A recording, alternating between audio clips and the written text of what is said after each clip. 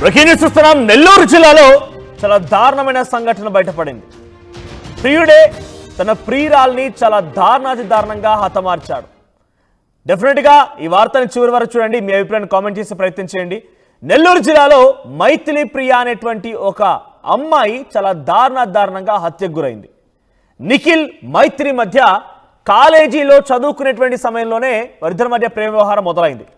అయితే ఈ మధ్య కాలంలో వేరే ఒక అమ్మాయితో నిఖిల్ క్లోజ్ గా ఉండడం చూసినటువంటి మైథిలి ప్రియ నిఖిల్తో గొడవపడడం మొదలుపెట్టి ఇద్దరి మధ్యలో గొడవలు స్టార్ట్ అయ్యాయి. కొన్ని రోజుల పాటుగా అంతా సవ్యంగానే ఉంది. ఆ గొడవలు జరగడం వల్ల కొంత ఇద్దరి మధ్య డిఫరెన్సియేషన్ స్టార్ట్ అయింది. ఆ తర్వాత మైథిలి ప్రియ అనే అమ్మాయి బెంగళూరులో ఉద్యోగం దొరికిందని చెప్పి బెంగళూరుకు వెళ్ళిపోయింది. ఆ తర్వాత తిరిగి మళ్ళీ నిఖిల్ ఉండేటువంటి చోటకి అక్కడికి వచ్చింది. గొడవ పడ్డారు. నిఖిల్తో ఆ రోజు రాత్రంతా తను గొడవ పడుతున్నట్టుగా నిఖిల్ చెప్తూ ఉన్నాడు. సో ఇక గొడవ తారాస్థాయికి చేరిపోవడంతో కత్తితో ఆ అమ్మాయి ఛాతిలో పొడిచాడు నిఖిల్. దీంతో స్పాట్లోనే ఆ అమ్మాయి మరణించింది. సో డీటెయిల్స్లోకి ఇన్ డీటెయిల్డ్గా వెళ్తే అసలు అక్కడ ఏం జరిగింది మీకు పిన్ టు పిన్ చెప్పే ప్రయత్నం చేస్తాను. సో నిఖిల్ చెప్పేటువంటి ఆ మాటలు మీకు చాలా వివరంగా చెప్పే ప్రయత్నం చేస్తాను. సో ఇక్కడ మైథిలి ప్రియ అనేటువంటి ఈ అమ్మాయి బుచ్చిరెడ్డిపాలెం మండలంలోని పెనుబల్లికి చెందినటువంటి గిరి లక్ష్మి దంపతులకి ఇద్దరు కుమార్తెలు ఉంటే ఆ కుమార్తెల్లో ఒక కుమార్తె మైథిలి ప్రియ. మైథిలి ప్రియ తండ్రి 2020లో గుండెపోటుతో మరణించాడు. అప్పటి నుంచి మైథిలి ప్రియ ఆ కుటుంబ పెద్ద కుమార్తెగా ఉంది కాబట్టి కొంత ఉద్యోగం చేయాలి, చదువుకోవాలని ఒక లక్ష్యంతో ముందుకు వెళ్తోంది. తను బి ఫార్మసీ చేసే సమయంలో నెల్లూరులో తను బి ఫార్మసీ చేయడానికి వచ్చింది. సో తను కోర్సు చదివే సమయంలో తన సహ విద్యార్థి అయినటువంటి నిఖిల్తో ప్రేమ వ్యవహారం మొదలుపెట్టింది. నిఖిల్తో లవ్ స్టార్ట్ అయింది. ఇద్దరి మధ్య కొన్ని రోజుల పాటుగా ఆ రకంగా లవ్ కొనసాగింది. ఇద్దరు పీజీ చేస్తున్న సమయంలోనే ఓ పీజీ హాస్టల్లో ఉంటూ అంటే తను ఒక హాస్టల్లో ఉంటూ ఈ రకంగా నిఖిల్తో ప్రేమ వ్యవహారం చదువుతూ ఉండేది. నిఖిల్తో ప్రేమ వ్యవహారం కొనసాగింది. ఆ తర్వాత తను చెల్లెలు మాత్రం గూడూరులోని ఓ ఇంజనీరింగ్ కాలేజీలో చదువుతూ ఉండేదట. సో ఆ తర్వాత గూడూరులో ఉన్నటువంటి ఒక పోస్టల్ కాలనీలోనే మైథిలి ప్రియ తన చెల్లెలతో కలిసి ఒక రూమ్ అద్దెకి తీసుకొని అటు చెల్లెలు చదువుకుంటోంది, నేను చదువుకుంటున్నానని చెప్పి ఆ సవ్యంగానే చదువుకున్నారు. ఆ తర్వాత మైథిలి ప్రియకి 4 నెలల క్రితమే తనకు సంబంధించినటువంటి చదువుకు తగ్గ ఒక ఉద్యోగం వచ్చింది బెంగళూరుకి. సో బెంగళూరు షిఫ్ట్ అయిపోయింది. అయితే ఇక్కడ పోస్టల్ కాలనీలో ఎక్కడైతే అక్కా చెల్లెలు ఇద్దరు ఉంటూ ఉన్నారో గదిలో అద్దెకు తీసుకొని అక్క కాలేజ్కి వెళ్ళాలి, చెల్లి కాలేజ్కి వెళ్ళాలి జరుగుతూ ఉందో అక్కడ జరిగేటువంటి ఆ ఫ్లాట్కి ఎదురుగానే వాళ్ళు ఉండేటువంటి ఆ ఇంటికి ఎదురుగానే ఎదురు బిల్డింగ్లో ఇంకో ఫ్లాట్లో నిఖిల్ రెంట్కి ఉండేవాడట. సో నిఖిల్ ఎదురు ఫ్లాట్లో, ఈ అమ్మాయి మైథిలి ప్రియ ఇంకో ఫ్లాట్లో, ఎదురు ఫ్లాట్లో ఉండేవారు. సో ఈ క్రమంలోనే నిఖిల్కి వేరే ఒక అమ్మాయి క్లోజ్ అవ్వడం చూసినటువంటి మైథిలి ప్రియ అది ఓర్చుకోలేకపోయింది. సో తన ప్రియుడు ఆ రకంగా వేరే అమ్మాయితో ఉండడం ఓర్చుకోలేటువంటి మైథిలి ప్రియ నిఖిల్తో గొడవకు దిగింది. ఇద్దరి మధ్య గొడవ జరిగింది. ఈ గొడవ ఇలా జరుగుతూనే ఉంది. సో 4 నెలల క్రితం మైథిలి ప్రియకి ఓ ఉద్యోగం వచ్చింది, బెంగళూరు షిఫ్ట్ అయిపోయింది. తన చెల్లెలు ఇంకా అక్కడే ఉండి చదువుకుంటోంది. సో 2 రోజుల క్రితం మైథిలి ప్రియ తన చెల్లెలు ఉన్నటువంటి ఆ రూమ్కి వచ్చిందట. ఇక్కడ వచ్చి రాగానే మళ్ళీ నిఖిల్ ఆమెకి కాల్ చేశాడట. సో ఏం జరిగింది, మళ్ళీ మనం ఈ రకంగా గొడవ పడడం కరెక్ట్ కాదని చెప్పడానికి కాల్ చేశాడా లేకపోతే మధ్యలో కాల్స్ జరిగాయా ఏం జరిగిందని తెలియదు. కానీ ఇక్కడ వచ్చి రాగానే మళ్ళీ నిఖిల్ కాల్ చేశారట.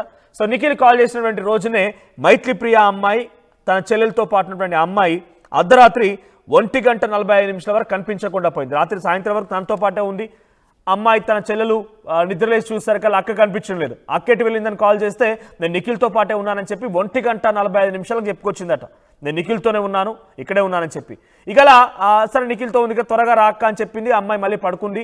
సో మళ్ళీ 3:45 సమయానికి 2 గంటల తర్వాత ఎగ్జాక్ట్గా చెల్లెలకి మైథిలి ప్రియుడైనటువంటి నిఖిల్ నుంచి ఫోన్ వచ్చింది. మీ అక్క నా దగ్గరే ఉంది, వచ్చి తీసుకెళ్ళు అని చెప్పి ఫోన్ వచ్చిందట. ఇక హుటాహుట్న వేరే ఒక మహిళతో కలిసి చెల్లెలు అక్కను తీసుకోవడం కోసం బయలుదేరిన నేపథ్యంలో మెట్లు దిగుతూ ఉండగా ఆ మెట్ల పైన తమ అక్క అంటే మైథిలి ప్రియ గుండెల్లో ఛాతీల నుంచి రక్తం కారుతూ ఒక అచేతన పరిస్థితిలో, నిస్సహాయమైన పరిస్థితిలో, చాలా పెద్ద ఎత్తున ఇక గాయమైంది, రక్తం కారుతోంది, అపస్మరస్థితిలోకి వెళ్ళిపోయింది, స్పృహ తప్పిపోయింది. సో వెంటనే అక్క అని పిలిచేసరికల్లా అక్క అక్కడే స్పాట్లో మరణించేసింది. ఇక సో చూడండి ఈ ఘటన చాలా ఎంత దుర్మార్గంగా జరిగిందనంటే ఇక్కడ నిఖిల్ ప్రధాన నిందితుడు ఇప్పుడు కూడా. సో నిఖిల్ని నిలదీసినప్పుడు ఆ చెల్లెలు నిలదీసినప్పుడు నిఖిల్ చెప్పిన మాట ఏంటట అంటే మీ అక్క నాతో గొడవ పడింది, అందుకే కోపంలో ఛాతి పైన కత్తితో పొడిచాను, చనిపోయిందని చెప్పి ఒక అసమర్థమైనటువంటి ఒక సమాధానాన్ని, ఇక ఏం కాదులే అన్నట్టుగా తాగిన మత్తులో మధ్యంలో ఈ రకమైన మాటలు చెప్పుకొచ్చారట. సో ఏదేమైనా కొంత ప్రస్తుతం ఈ ఘటన నెల్లూరు జిల్లా వ్యాప్తంగా కలవరపాటు గురి చేస్తోంది. సో ప్రస్తుతానికి ఆ మైథిలి ప్రియ మరణం పైన పెద్ద ఎత్తున అందరూ కూడా భయభ్రాంతకు గురవుతున్నారు. నమ్మినటువంటి ఆ వ్యక్తే, వాళ్ళు చదువుకున్న సమయం నుంచి కూడా ఇద్దరు ప్రేమించుకున్నారు, అప్పటి వరకు అంతా సవ్యంగానే ఉంది, అంతా బాగానే ఉంది. ప్రియురాలు అని చెప్పి ప్రేమ పేరుతో తనని మోసగించి ఈ రకంగా వేరే ఒక అమ్మాయితో వెళ్ళడమే కాకుండా ఇప్పుడు ఆ అమ్మాయిని కూడా హతమార్చాడు అని చెప్పి నిఖిల్ పైన అటు మైథిలి ప్రియ కుటుంబీకులు పెద్ద ఎత్తున ఆగ్రహంతో ఉన్నారు. సో ఆమె తన స్నేహితురాలు మరో మహిళతో కలిసి వెళ్ళేటువంటి సమయంలో ఆ చెల్లెలు, రోజు అక్క అని మాట్లాడుకున్నటువంటి ఆ చెల్లెలు, ఒక రకంగా ఇంటి పెద్దగా ఉన్నటువంటి ఆ అక్క ఈరోజు తమ నుంచి లేకపోవడాన్ని ఆ చెల్లెలు ఏమాత్రం కూడా జీర్ణించుకోలేకపోయింది. ఒక్కసారిగా అక్కడికి వెళ్ళి చూసిన నేపథ్యంలో తన అక్క మైథిలి ప్రియ అలా అచేతన పరిస్థితులు, నిస్సహాయ పరిస్థితుల్లో ఛాతుల నుంచి రక్తం కారుతూ చనిపోయినటువంటి సిచ్యువేషన్ ఉన్నటువంటి ఆ మైథిలి ప్రియను చూసిన తర్వాత నాకు తెలిసి ఆ చెల్లెలకి డెఫినెట్గా ఒక షాక్ గురై ఉంటుంది. దాదాపుగా గుండెపోటు వచ్చినంత పని అయి ఉంటుంది, గుండెలు పగిలిపోయేంత పని అయి ఉంటుంది. తనని ఒక మంచి చదువు చదివిస్తూ చాలా చక్కగా ఇద్దరం కలిసే ఉందాం చెల్లి అని చెప్పి తనతో పాటుగా ఒక రూమ్లోకి తీసుకొచ్చి అక్కడే ఉంటూ చెల్లెలు కాలేజ్కి వెళ్ళడం, అక్క ఈ రకంగా చూసుకోవడం, ఉద్యోగానికి వెళ్ళిపోయిన తర్వాత అంతో ఇంతో చెల్లెలకు సహాయం చేయడం, అంతా సవ్యంగా ఉన్నటువంటి సమయంలోనే ఈ దారుణం జరిగింది. ఇక్కడ ద బిగ్గెస్ట్ అందరూ చెప్తున్న మాట ఏంటంటే తండ్రి లేడు. 2020లో తండ్రి గుండెపోటుతో మరణించాడు. తండ్రి ఉంటే ఈ కుటుంబానికి ఒక పెద్ద దిక్కు ఉండేది.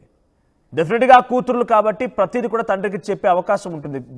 మనం చాలా సందర్భాలు చూస్తూ ఉంటాం, కూతుర్లు తల్లి కంటే కూడా తండ్రికి ఎక్కువగా అఫెక్షనేట్తో ఉంటూ ఉంటారు, అన్నీ షేర్ చేసుకుంటూ ఉంటారు, ఒక ఫ్రెండ్స్లా ఉంటూ ఉంటారు.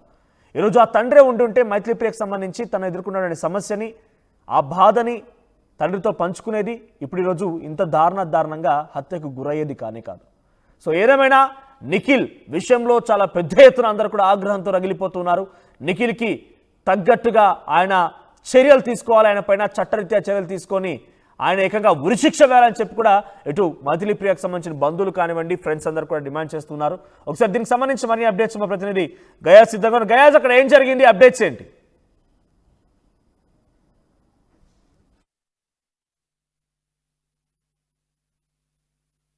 కన్న బిడ్డల్ని పెంచి పోషించి చివరికి వాళ్ళు ప్రేమించమని వెంటాడి ఒకవేళ ప్రేమించుకుంటే అతి దారుణంగా హత్యలు చేస్తూ ఉన్న సంఘటనలు రాష్ట్ర వ్యాప్తంగా జరుగుతూ ఉంటాయి. ఇందులో భాగంగానే నెల్లూరు నగరంలో రాత్రి ఓ కిరాతకుడు ప్రేమించలేదనే ఉద్దేశంతో ఒక అమ్మాయిని అతి కిరాతకంగా పొడిచి చంపిన ఘటన నెల్లూరులో కలకలం రేగింది. ప్రస్తుతం వాళ్ళ తల్లిదండ్రులు ఉన్నారు. అసలు ఏం జరిగింది అనేది కూడా తెలుసుకునే ప్రయత్నం అయితే చేద్దాం. అసలు ఏం జరిగింది, ఏంటి, అమ్మాయి పేరేం పేరు, వాడి పేరు? నా పాప పేరు మైథిలి, వాడి పేరు నిఖిల్. వాడు ఫస్ట్ ఇయర్లో బీఫార్మసీలో వాడు క్లాస్మేట్. అప్పట్లో వాడు ఏదో ప్రపోజ్ చేస్తే, నాన్న మేము తండ్రి లేని పిల్లలు చదువుకోవడానికి వచ్చారు, నాన్న లేడు, వాడని వదిలేయండి అని నేనే ప్రాధాయపడ్డాను. ప్రతిమలాడుకుని ప్రిన్సిపల్ సార్ చేత చెప్పించాను. వాడు సైడ్ అయిపోయాడు అనుకున్నాను. కానీ ఆ తర్వాత మా పాప చదువు మామూలుగా జరిగింది. కానీ అప్పటి నుంచి కూడా ఏం న్యూసెన్స్ లేవు. మళ్ళీ ఈ మధ్య ఫైనల్ ఇయర్ అయిపోయినాక, పాస్ అయిపోయినాక నువ్వు ఎలా పాస్ అయ్యావు, నేను ఫెయిల్ అయ్యాను అని చెప్పేదో హారర్ స్టార్ట్ చేశాడంటే చెప్పాడు. మళ్ళీ వాడిని మందలిచ్చాను. నా పాపకి బెంగళూరులో మంచి జాబ్ వచ్చింది. బెంగళూరుకి జాబ్ చేయడానికి పోయింది. సాఫ్ట్వేర్ లో కాదండి, ఇది మొబైల్ కంపెనీలో మంచి ఆఫర్ తో మంచి జాబ్ వచ్చింది. వెళ్ళి 3 నెలలు అయింది. 3వ తేదీ వచ్చింది, పుట్టినరోజు కానీ వచ్చింది. ఫ్రెండ్స్ కలిసి వస్తానని చెప్పి వెళ్ళింది. వాళ్ళు పిలిచి వెళ్ళింది. మా చిన్న పాపని పెద్దరిని పంపించాను. ఫ్రెండ్స్ కలిసి వస్తానని చెప్పి వచ్చి నాకు ఆ మాందలు చెప్పి వచ్చింది. తీరా చూస్తే 3 గంటలకు ఫోన్ వచ్చింది.